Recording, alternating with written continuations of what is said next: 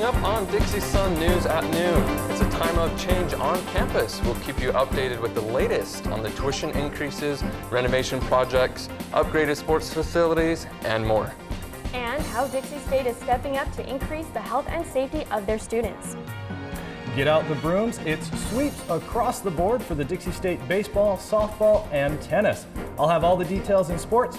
Dixie Sun News starts right now. You're watching Dixie Sun News with Missy PARRY and BEAUX YENCHIK. The voice of Dixie State University. Dixie Sun News at noon. Welcome to Dixie Sun News at noon. I'm BEAUX YENCHIK. And I'm Missy PARRY. Thanks for joining us. We begin our newscast with some updates on campus stories regarding recent legislation. A 5% tuition increase has been approved along with the new performance building that's also been approved. It will be built in the parking lot just west of the SAC. This summer, the tennis courts will be removed and replaced by additional parking in anticipation of losing the SAC parking lot. And finally, SB 238 reorganizes higher education administration. In short, this bill moves some of the approval authority from the Board of Regents and puts that with the individual Board of Trustees. Now, if you see hazmat crews walking around the McDonald building, here's why. DSU's facilities management is in the process of removing asbestos from the second floor of the building. Asbestos is a toxic and durable fiber that was widely used in the past to insulate houses and buildings. According to the CDC, individuals who are exposed to asbestos are at risk of developing lung disease or cancer. Most asbestos exposures result during maintenance operations and remediation of older buildings. Thanks, Missy. Dixie State University is looking to pave the way for the state of Utah by implementing one of the state's first Hope Squad groups on a college campus. Hope Squad is a peer-based program that trains students to help their fellow classmates with struggles, such as depression or even suicide. Though the program is fairly new and the group is still using the high school-based manual, its 14 members look to make whatever changes they can to make it more applicable to college students. The students in the program are now in their third week of training on such items as earning one's trust. The club hopes to continue to add more members as a way to help the overall mental health status on the DSU campus. For more information, visit www.dixiesunnews.com. Nearly 4,000 youth between ages 14 and 18 gathered on the campus of Dixie State University Saturday for a family history event called Connect You.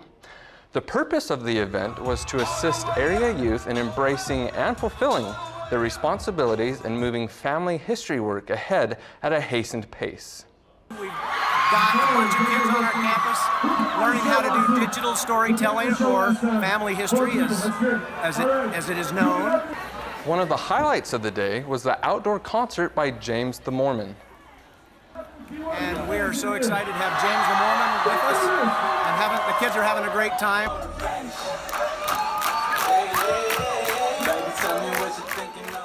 Participants also enjoyed a free lunch from Chick-fil-A, 15 different training workshops, a world record indexing event, a 3D VR activity focusing on experiencing the pioneer stories of Dixie, and more. If you'd like more information, visit connectu.com.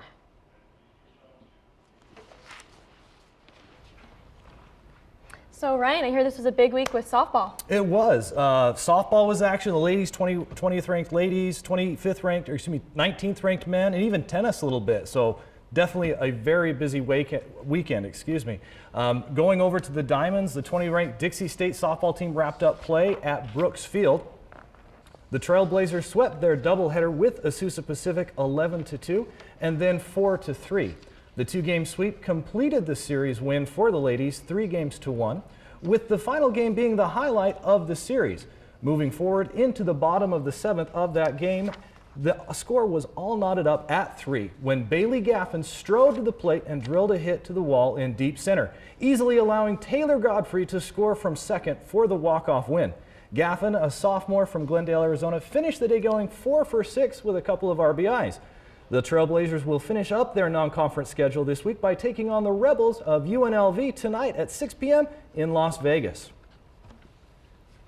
Now, just across the way at Hurst Field, the men were also fighting for their sweep of the series with the 25th ranked and Pac-West leading Point Loma Sea Lions. The 19th ranked Trailblazers put together a pair of late inning rallies to win the final 2 games of the series. Dixie State strung together a 7-run 8th inning to win 10-4, and then in the second game, the men used a 4-run 9th inning to erase a 3-point deficit, and just like the ladies, walk off with an 8-7 win to complete the series sweep, thus giving the Trailblazers sole first place in the Pac-West standings. Tanner Howell and Jose Rosales Rodarte both earned the wins respectively for the men. Now the men will now play the next 16 out of 20 games on the road beginning this weekend at Fresno Pacific, so a daunting task for the Trailblazers, but I'm willing to bet they'll be up to the challenge. Now, moving to the tennis courts, the Dixie State women completed their version of a sweep by rolling to a 9-0 victory over Division III Mills College in Oakland, California. The 8-4 Trailblazers swept every singles and doubles match in the contest. The ladies now head to San Rafael for a matchup at Dominican. So again, pretty busy weekend for all the teams, summer, spring teams for Dixie State, and it looks like they're all heading in the right direction for the top-ranked softball and baseball, and the ladies tennis are getting things rolling as well. Oh, that's awesome. Yep. Thanks, Ryan. Yep. And that's a wrap for our March 29th edition of the Dixie Sun News at noon. Catch us back here next week, same time, same place. Thanks for watching. We'll see you next Wednesday.